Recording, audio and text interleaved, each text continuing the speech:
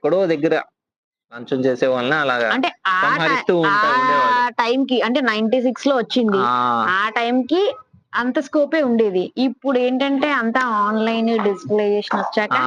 అంటే ఇది ఈ అటెంప్ట్ 'ఇండియన్ 2' సినిమా తీసుకోవడం కూడా అటెంప్ట్ మంచిది కాదు. ఎందుకంటే ఈ రివ్యూస్ ఎలా చేస్తున్నారంటే, అప్పుడు సిట్యుయేషన్ వేరు. భారతీయుడి సిట్యుయేషన్ అప్పుడు 96 దశకంలో ప్రజల యొక్క సమస్యలు ఆ సిట్యుయేషన్ వేరు. ఇప్పుడున్న ప్రజా సమస్యలు గాని, ఈ సిట్యుయేషన్ వేరు. కానీ ఇది 'ఇండియన్ 2' కాకుండా ప్రీక్వెల్ తీస్తే బాగుండు. అదే ఇప్పుడు 'ఇండియన్ 3' అనే సినిమా తీయబోతున్నారు కదా! ప్రీక్వెల్ అంటే భారతీయుడు ముందు. ఇప్పుడు సేనాపతి ఉన్నాడు కదా!